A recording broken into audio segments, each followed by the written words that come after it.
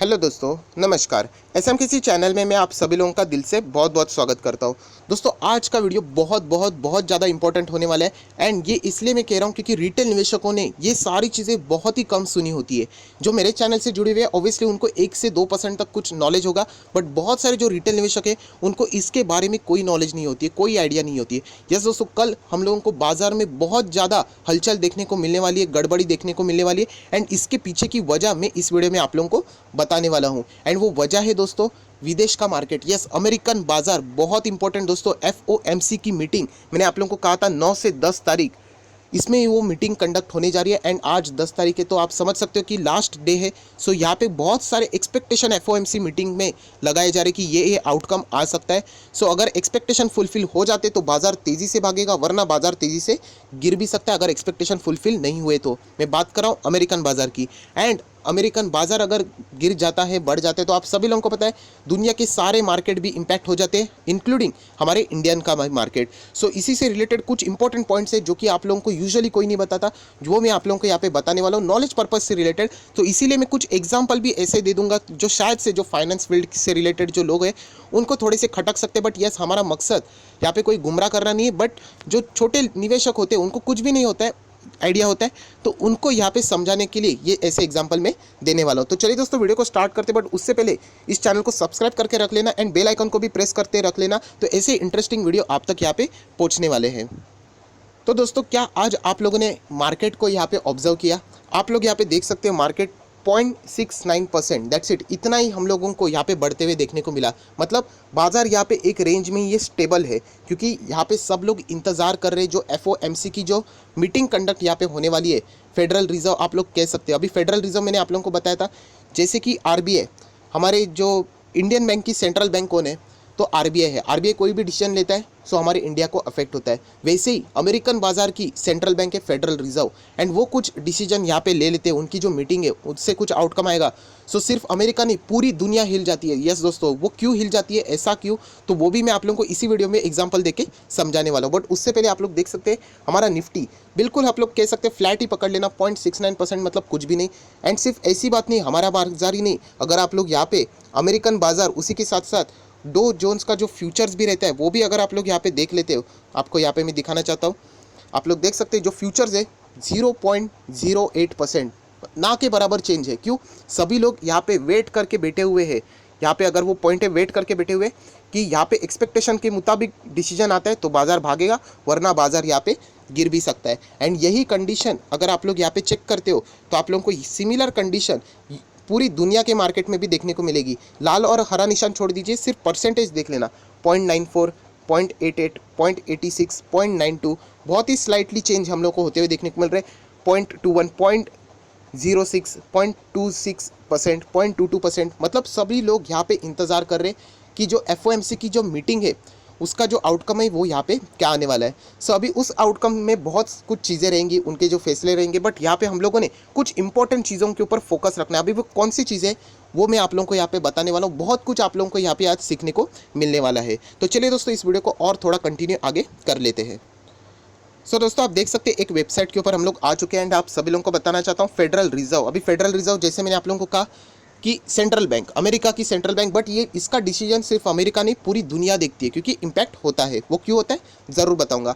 आप लोग अभी ये न्यूज़ पढ़ सकते हैं। ये जो आर्टिकल वाली न्यूज़ है ये बहुत पुराने 2016, 17, 18, 19 जब फेडरल रिजर्व ने कुछ डिसीजन लिए थे तब कैसे यहाँ पे हम लोगों को इम्पैक्ट देखने को मिला था, इससे रिलेटेड ये कुछ न्यूज़ है जो कि आप लोगों को महत्व समझा देते कि आज की मीटिंग का महत्व कितना है। पूरे लोग यहाँ पे उस मीटिंग को बहुत ही बारकाई से फॉलो करते हैं, जो कि एक बहुत ही इंपॉर्टेंट बात है। एंड यूजुअली रिटेल निवेशकों को ये चीज़ें कोई भी नहीं बताता। सो फेडरल रिजर्व के ब्याज दरों में कटौती के बाद शुरुआती कारोबार में रुपया 24 पैसे कमज़ोर। सिर्फ न्यूज़ की हेडलाइन पढ़ लेना, अमेरिकन फेडरल रिजर्व ने ब्याज दरों को स्थिर किया। ये बहुत कुछ अलग अलग न्यूज़ है जो कि उन्होंने कवर किया। आप देख सकते हो, हेडलाइन देख लेना, सारे के सारे फेडरल रिजर्व एंड जो ब्याज दरें इससे रिलेटेड हेडलाइन होती है।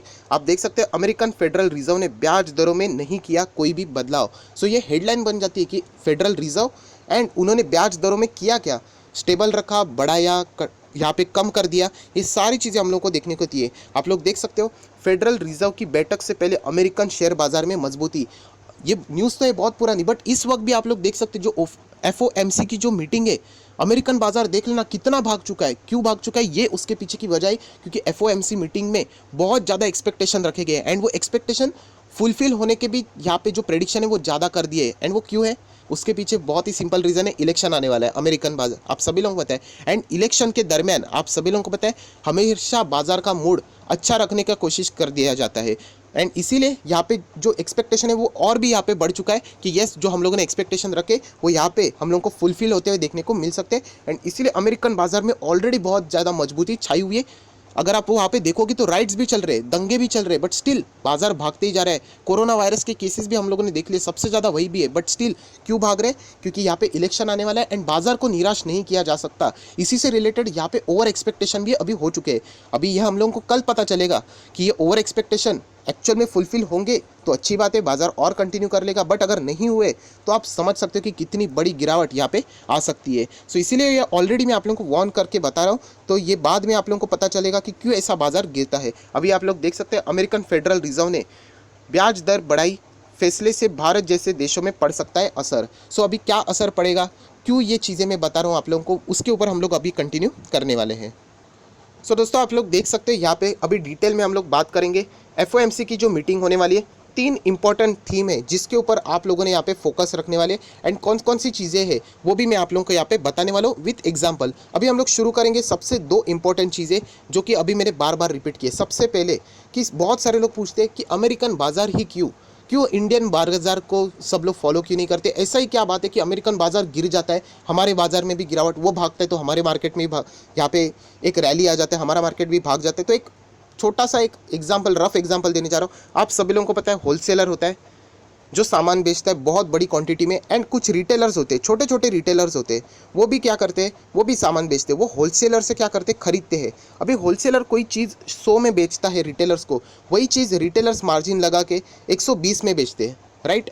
अभी समझ लेना कि होलसेलर ने ही वो प्राइस 100 था वो 200 कर दिया, बढ़ा दिया। तो अभी ये रिटेलर्स करेंगे क्या, ऑब्वियसली उनको भी प्राइस बढ़ाना पड़ेगा, उनको भी 100 रुपया बढ़ाना पड़ेगा, 220। सो एग्जैक्टली यही समझ लेना कि होलसेलर जो है वो अमेरिकन बाजार है एंड जो रिटेलर है ना वो हमारा इंडियन मार्केट है, एंड बाकी की जितने भी दुनिया की मार्केट है ये रिटेलर्स है। मतलब अमेरिकन बाजार अगर 200 कर लेता है, महंगा कर लेता है, तो हमारे इधर भी हम लोगों को ये चीज़ें महंगी करनी पड़ती है।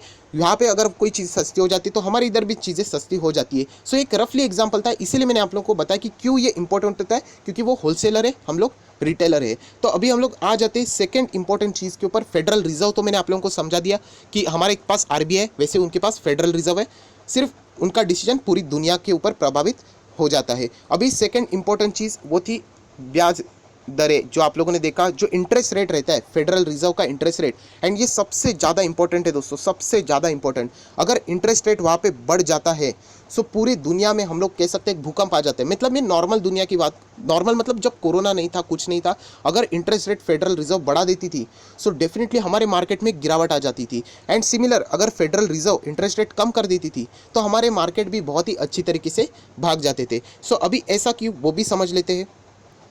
देखिए जैसे मैंने कहा कि ये अमेरिका है, एंड अगर हम लोग बात करें इंडिया, तो यहाँ पे अगर इंटरेस्ट रेट है 3%, फॉर एग्जांपल मैं वापस कह रहा हूँ कि इसको सीरियसली इतना मत लेना, कॉन्सेप्ट समझ लेना, जिन लोगों को नहीं पता है उनको बताने की कोशिश कर रहा हूँ। 3% है, एंड इंडिया में अगर हम लोग बात करें 4%। अभी मतलब यहाँ पे क्या करते थे, 3% अमेरिका से पैसे लेते थे, बोरो करते थे, एंड इंडिया में निवेश करते थे, तो उनको 4% का इंटरेस्ट मिलता था। सो 1% का मुनाफा आप लोग देख सकते हो, 3% की उधारी लेना एंड 4% पे यहाँ पे आप लोगों को निवेश करके यहाँ पे इंटरेस्ट मिलेगा, तो 1% का आपका फ़ायदा होगा। अभी बता देना कि अमेरिकन बाजार ने कल यही इंटरेस्ट रेट यहाँ पे 4% कर दिया, तो यहाँ पे क्या हो जाएगा, यहाँ पे 4% पे इंटरेस्ट रेट से खरीदेंगे एंड यहीं पे 4% से निवेश करेंगे, तो मिलेगा क्या, कुछ भी नहीं। सो इसीलिए इंटरेस्ट रेट कभी भी बढ़ जाता है ये अच्छी संकेत वाली बात नहीं होती है, एंड इसीलिए फॉरेन निवेशक नाराज़ हो जाते हैं। उनको यूजुअली जो फॉरेन निवेशक होते हैं वो बॉन्ड में ज़्यादा निवेश कर देते हैं। सो यही बताना चाहता हूँ कि जो उनका गणित होता है वो मिसमैच हो जाता है। सो इसीलिए इंटरेस्ट रेट का बढ़ना ये कभी भी अच्छी बात नहीं होती। वैसे ही अगर ये इंटरेस्ट रेट कम हो जाता है, 4 के बदले 2 हो जाता है, तो अच्छी बात है, इनके जो फ़ायदा था 2 में लेंगे, 4 में यहाँ पे निवेश करेंगे तो 2% का मुनाफा। तो ये रफली एग्जांपल था, सिर्फ आप लोगों को समझाने के लिए कि फेडरल रिजर्व के इंटरेस्ट रेट बढ़ाने से क्या होता है एंड कटाने से यहाँ पे क्या होता है। तो अभी हम लोग आ जाएंगे, ये सारी चीज़ें आप लोगों को बताना इंपॉर्टेंट था। ये बोलते हैं ना, बिल्डिंग खड़ी करने से पहले बेस क्लियर होना चाहिए। सो इतना छोटा वीडियो में बेस क्रिएट करना पॉसिबल तो नहीं था, बट मैंने अपने टाइम साइड से यहाँ पे जितने एफर्ट थे कर लिए। अभी हम लोग आ जाएंगे, जो ये मीटिंग है कौन सी चीज़ों के ऊपर अभी फोकस रखना है वो अभी हम लोगों को यहाँ पे देखना है। तो सबसे पहले आप लोग यहाँ पे देख सकते हैं, यहाँ पे इंट्रोडक्शन बताया गया है। इंट्रोडक्शन में आप लोग अभी पढ़ सकते हो central bank like federal reserve. अभी आप लोगों को डाउट नहीं होगा, अभी मैंने जैसे आप लोगों को बताया था, आप लोग देख सकते हैं, कुछ इंट्रोड्यूस कर सकते हैं, न्यू मेजर्स बता सकते हैं, पॉलिसीज़ बता सकते हैं, जो कि अभी हम लोगों को ज़रूरतमंद देखने को मिल सकती है। सो वो क्या क्या चीज़ें, क्या एक्सपेक्टेशन है, वो भी हम लोग को देखना है। तो सबसे पहली बात अगर हम लोग यहाँ पे कह लेते हैं, जो मैंने अभी आप लोगों को बताया कि इंटरेस्ट रेट, तो इंटरेस्ट रेट में आप लोगों को बताना चाहता हूँ, जो ऑलरेडी यहाँ पे हम लोग देख रहे 0.0% है, मतलब कोई इंटरेस्ट रेट है ही नहीं, वहाँ पे 0% है फेडरल रिजर्व का इंटरेस्ट रेट।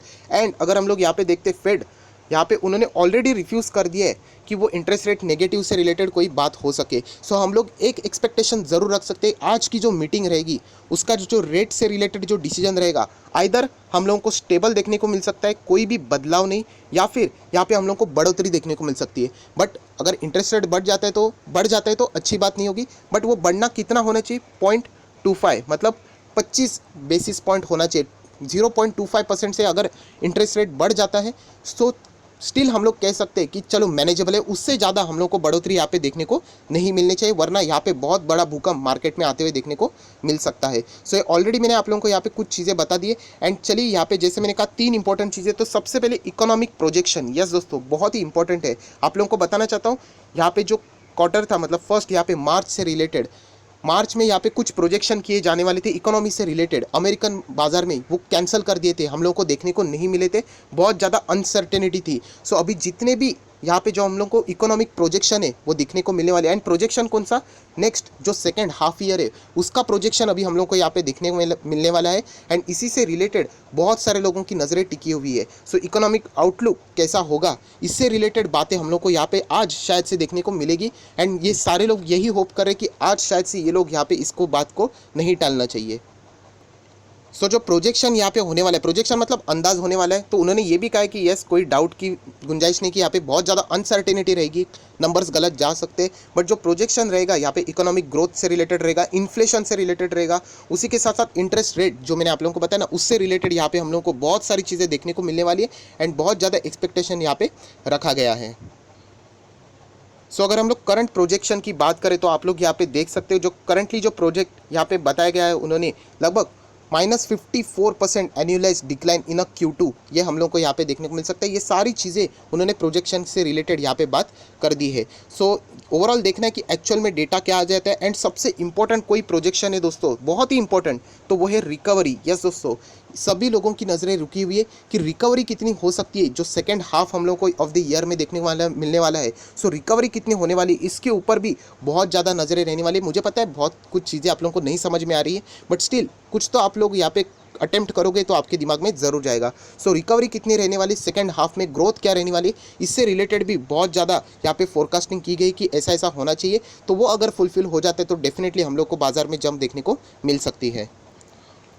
उसी के साथ साथ अगर हम लोग सेकंड बात करें तो potential for yield curve control. अभी यील्ड मतलब ये बॉन्ड से रिलेटेड है, एंड बॉन्ड के ब्याज दरों में हम लोग को नीचे जाते हुए यहाँ पे बहुत सारी चीज़ें देखने को मिल सकती है। तो इसी से रिलेटेड जो कंट्रोल है यहाँ पे हम लोग को सारी बातों के ऊपर फोकस रखना है। सो बहुत कुछ चीज़ें हैं जिसके ऊपर अभी आज के मीटिंग में बहुत कुछ डिपेंड करता है। एंड अगर हम लोग आखिरी कोई बात है तो वो बहुत ही इंपॉर्टेंट है, वो है जो थर्ड चीज़ हम लोग को यहाँ पे देखने को मिलने वाली है, वो बहुत कुछ यहाँ पे हम लोग को बताने जा रही है कि यहाँ पे क्या क्या चीज़ें ऐसी रहेंगी जो कि हम लोगों को छूट मिलने वाली है। उसी के साथ साथ स्टिमुल पैकेज से रिलेटेड, यस दोस्तों, बहुत सारी चीज़ें हम लोग को स्टिमुल पैकेज से रिलेटेड भी यहाँ पे देखने को मिलने वाली कि कितना यहाँ पे अगर आता है तो क्या क्या हो सकता है, उसका एक अंदाज़ हम लोग को आज यहाँ पे देखने को मिल जाएगा।